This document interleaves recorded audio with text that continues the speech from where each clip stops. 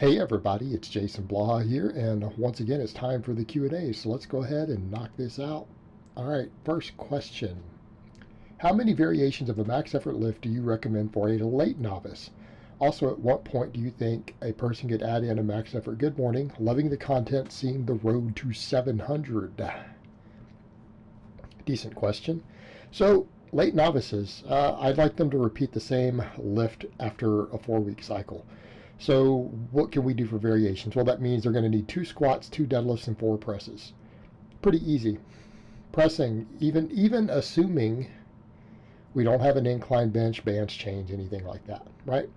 You could have them do a flat bench, a closed grip bench, floor press, overhead press. You don't want to do overhead press, you could do a dead pin bench. Okay? Very, very easy to come up with 4. Very easy. 4 or more with just a barbell, minimal equipment.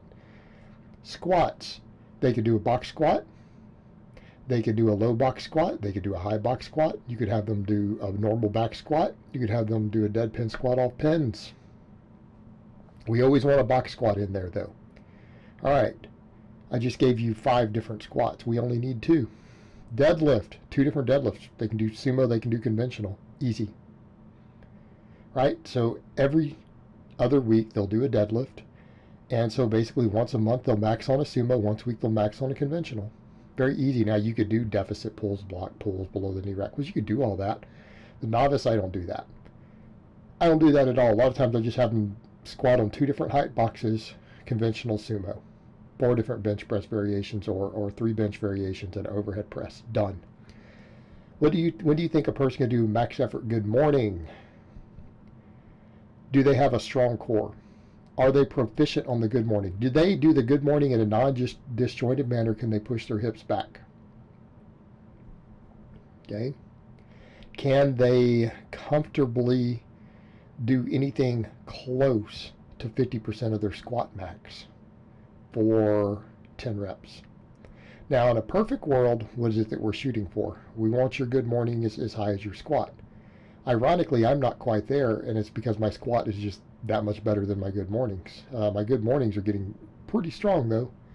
It'll probably be higher by the time this comes out, but my best max good morning is 545.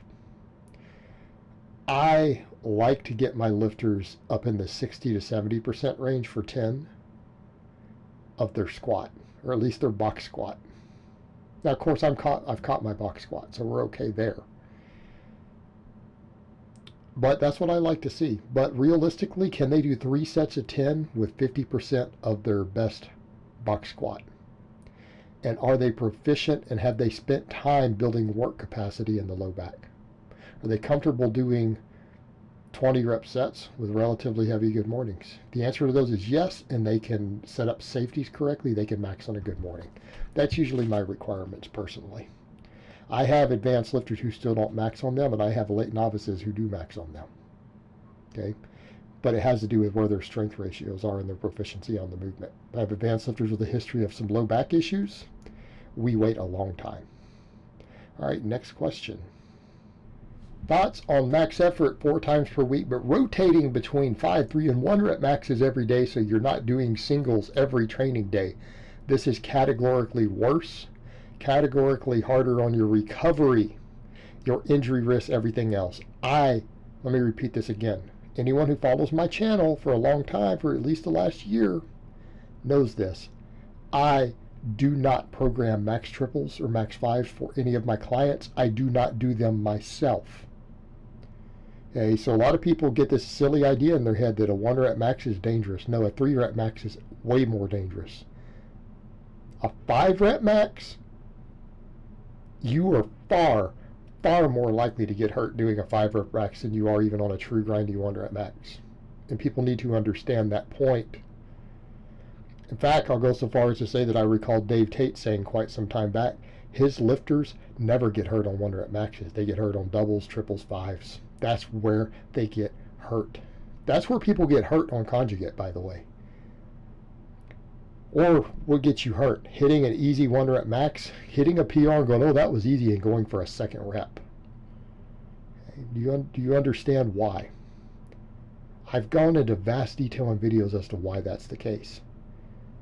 it's still a heavy enough weight to hurt you. In other words, if you squat 600 pounds, what is your 5 rep max? Close to 500. 500 pounds can hurt you if you're a 600 pound squatter. Like, 300 pounds, 400 pounds is not going to hurt you. You squat 600 pounds, if you get stapled under 405, you could shrug it off and crawl out from under it. It's not going to hurt you. That's just the reality. 500 pounds can. What happens when you fail a rep that's not a 1 rep max? When you fail a 1 rep max, what happens? You go straight down. You're braced, you're tight, everything is good. You're focused. When we fail rep work like that, what happens? We don't go straight down. We get pulled into odd angles. We get pulled into odd angles. We get folded over like a taco on the squat. We turn it into a good morning that misses. Things like that. Okay? You lose your tightness. When you are no longer tight and you get under a heavy weight, that is when you get hurt. That and overuse injuries are your real concerns. Okay, what you're trying to do is going to have a higher rate of injury. No, you need to be maxing out. Rotate the lifts, not the rep ranges. All right, next question.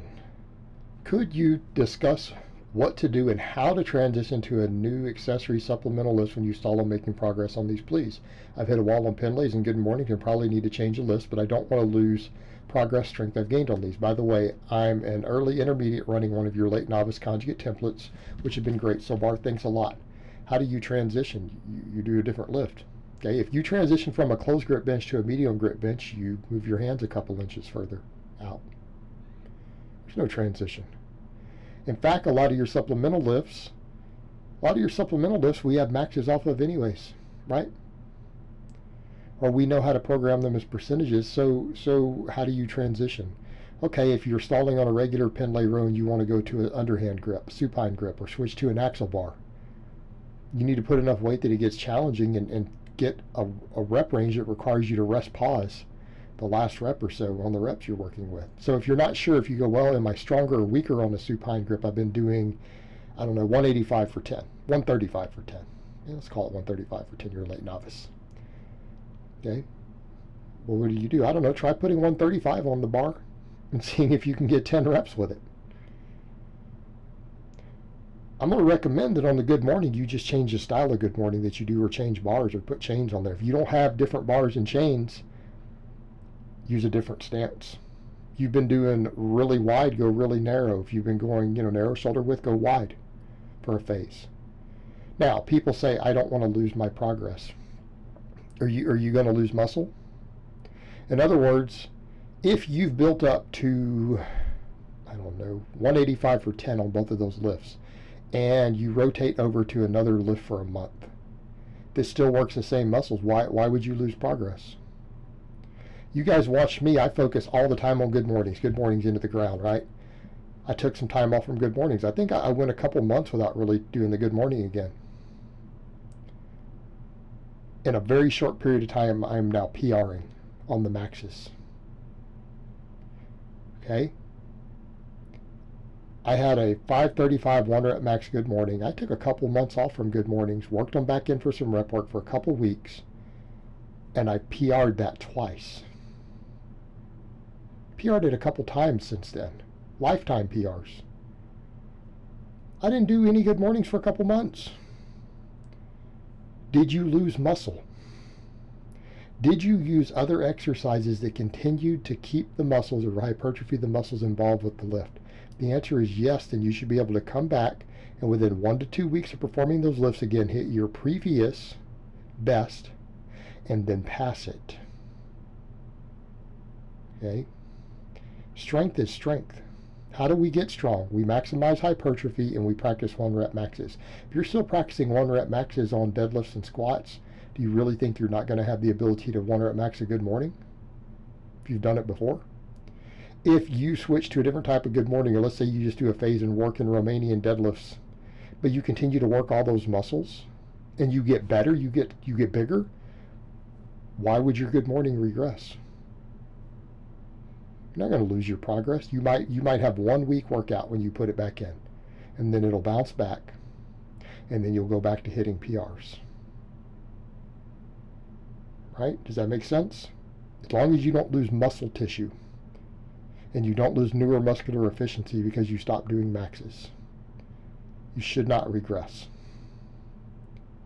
unless you get hurt.